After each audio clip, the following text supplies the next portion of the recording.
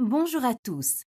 Certaines personnes traversent le chaos comme si de rien n'était. Pas de drame, pas de réflexion excessive, juste la paix, même quand la vie est en feu. Ce n'est pas de la magie, il s'agit d'un cadre mental qui modifie la façon dont vous réagissez à tout.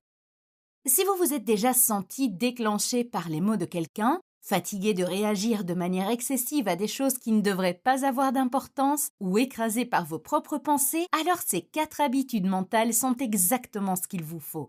Elles sont tirées du livre Les 4 accords Toltec, la voie de la liberté personnelle. Elles sont simples mais tellement puissantes. Alors commençons. Accord numéro 1. Faites attention à vos mots. Il y avait une femme intelligente et au grand cœur. Elle avait une petite fille qu'elle aimait beaucoup. Un soir, elle rentra chez elle après une journée de travail éprouvante, fatiguée, stressée et avec un terrible mal de tête. Elle voulait juste un moment de calme et de détente à la maison.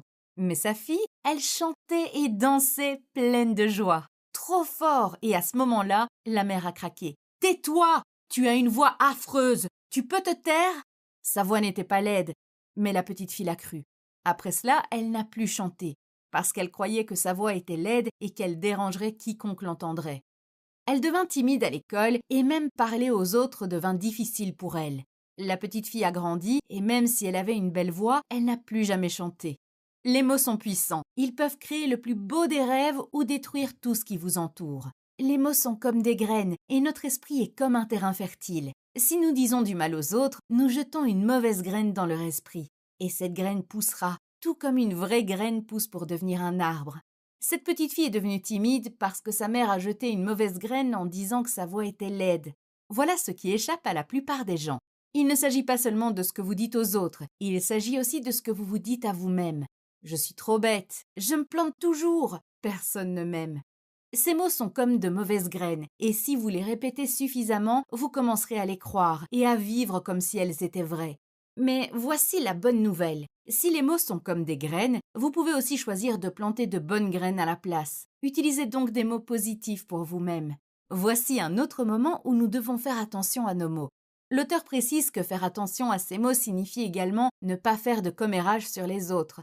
Imaginez que vous êtes enthousiaste à l'idée de suivre un nouveau cours et quelqu'un qui a déjà suivi ce cours vous dit « Oh, ce professeur est un abruti, il ne savait pas de quoi il parlait et c'était aussi un pervers, alors attention !»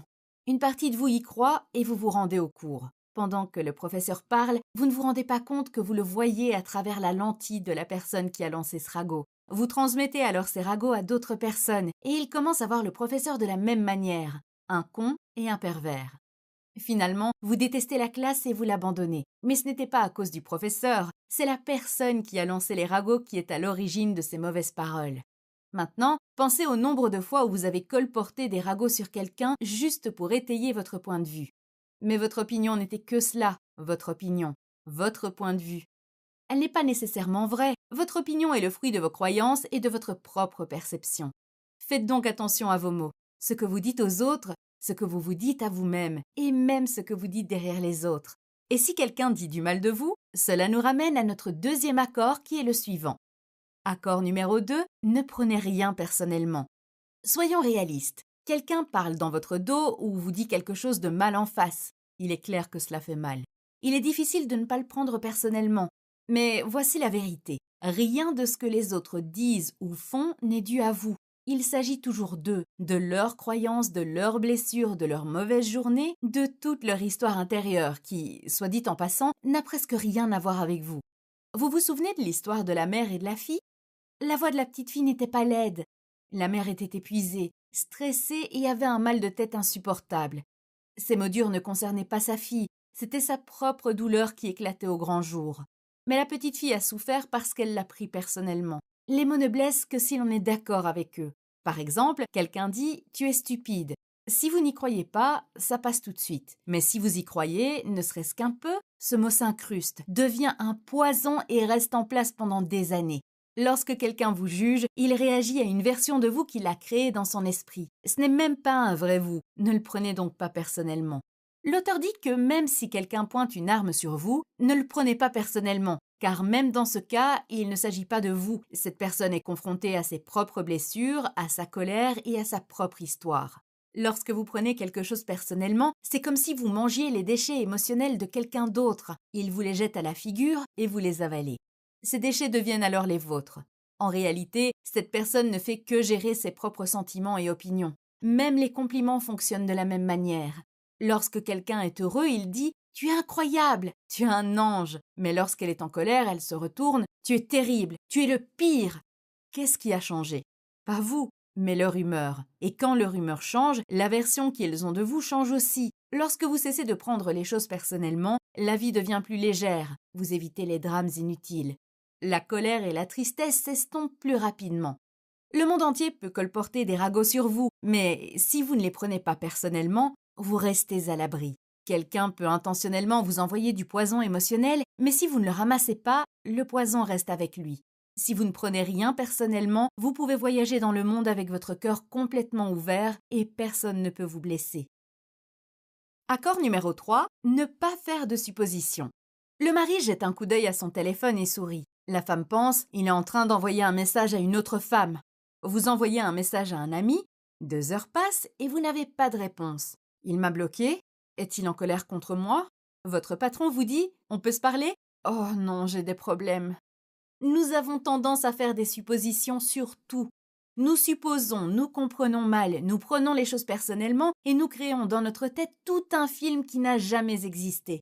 Voici le problème avec les suppositions. Nous pensons qu'elles sont la vérité.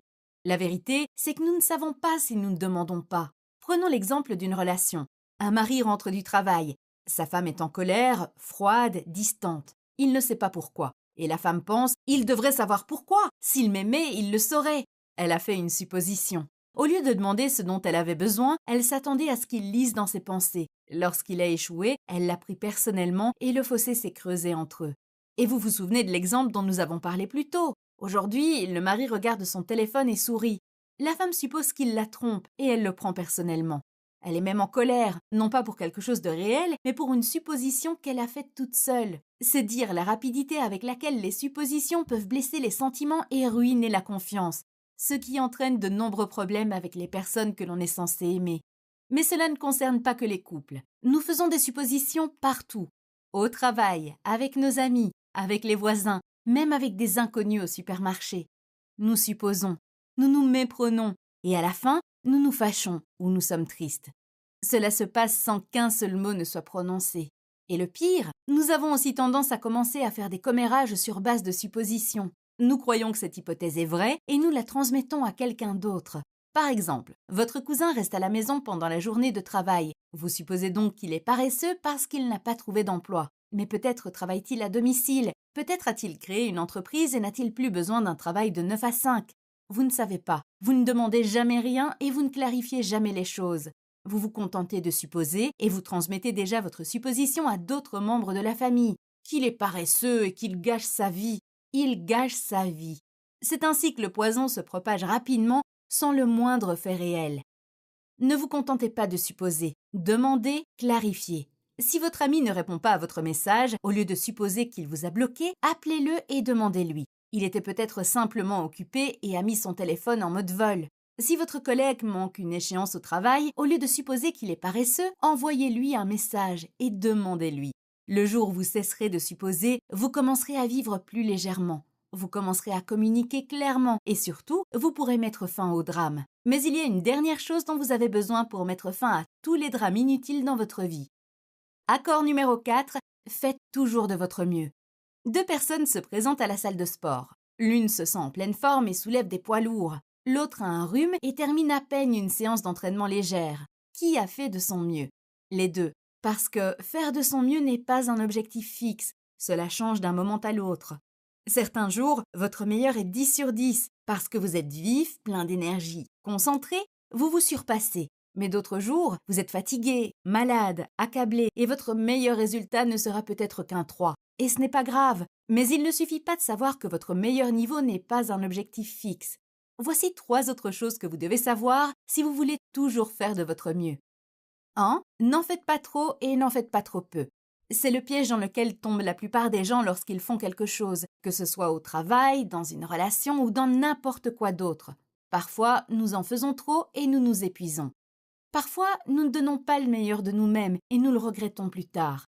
Lorsque vous donnez ce que vous pouvez, ni plus ni moins, vous n'avez aucune raison de vous sentir coupable et vous n'aurez aucun regret. 2. Ne pas agir uniquement pour la récompense. Faire de son mieux, c'est aimer le processus et pas seulement rechercher une récompense. Par exemple, certaines personnes ne font des efforts que lorsqu'elles attendent une récompense. Elles travaillent pour le salaire ou recherchent les applaudissements. Il n'y a rien de mal à être payé pour son travail, mais si vos yeux sont rivés sur la récompense, vous ne ferez pas de votre mieux. Il se peut que vous vous précipitiez, vous voulez juste finir le travail. Mais si vous vous précipitez, pourrez-vous donner le meilleur de vous-même? Lorsque vous agissez parce que vous aimez le travail lui-même ou que vous vous souciez du métier, tout change. Vous donnez plus, non pas parce que vous êtes obligé de le faire, mais parce que vous le voulez. Les récompenses viendront, l'argent viendra, mais votre meilleur ne dépend plus d'elle. Et c'est là toute la beauté de la chose. Lorsque vous vivez de cette façon, votre meilleur s'améliore naturellement avec le temps. Numéro 3. Soyez dans le moment présent. Tout ce que la vie vous enlève, laissez-le partir. Faire de son mieux signifie également vivre pleinement le moment présent, sans traîner le poids d'hier dans la journée d'aujourd'hui. Les vieux échecs, les vieux regrets, ils n'ont plus leur place ici. Si vous restez bloqué dans le passé, vous manquerez la vie qui se déroule devant vous, ici et maintenant. Vous souhaiterez toujours que les choses soient différentes. Et lorsque votre esprit est piégé dans le passé, vous ne pouvez pas donner le meilleur de vous-même aujourd'hui. L'auteur dit « Honorez l'homme ou la femme que vous êtes en ce moment. Vivez pleinement le présent, en prenant soin de votre corps. Nourrissez-le, bougez-le, respectez-le et le meilleur de vous-même suivra. Pour toujours donner le meilleur de vous-même, rappelez-vous ces 4 choses. Votre meilleur n'est pas un objectif fixe. N'en faites pas trop ou pas trop peu. N'agissez pas seulement pour la récompense. Et soyez dans le moment présent. Récapitulons les 4 accords dont nous avons parlé dans cette vidéo. Accord numéro 1. Faites attention à vos mots. Accord numéro 2. Ne prenez rien personnellement. Accord numéro 3. Ne faites pas de suppositions. Et accord numéro 4. Faites toujours de votre mieux. Les 3 premières habitudes ne fonctionnent que si vous vous engagez à respecter la 4e. Lorsque vous faites de votre mieux, les habitudes consistant à abuser de la parole donnée, à prendre les choses personnellement et à faire des suppositions deviennent plus faibles et moins fréquentes. La souffrance disparaît et le bruit à l'intérieur devient plus silencieux. Enfin, l'auteur nous rappelle que pour donner le meilleur de soi-même, il faut savoir se défaire de son passé. Et si ce lâcher-prise vous semble difficile, ne vous inquiétez pas, vous avez besoin de conseils pratiques. Si vous voulez de vrais conseils qui vous aident, regardez la vidéo que vous voyez sur votre écran. Il s'agit du résumé de L'âme délivrée. C'est l'un des 3 livres que je relis chaque année pour me rappeler comment vivre maintenant et enfin laisser tomber hier. Merci d'avoir regardé. Le temps est la monnaie la plus précieuse que nous ayons et vous avez choisi d'en consacrer une partie à cette vidéo. J'espère qu'elle vous a aidé à devenir un peu mieux. Je vous souhaite une excellente journée. À bientôt!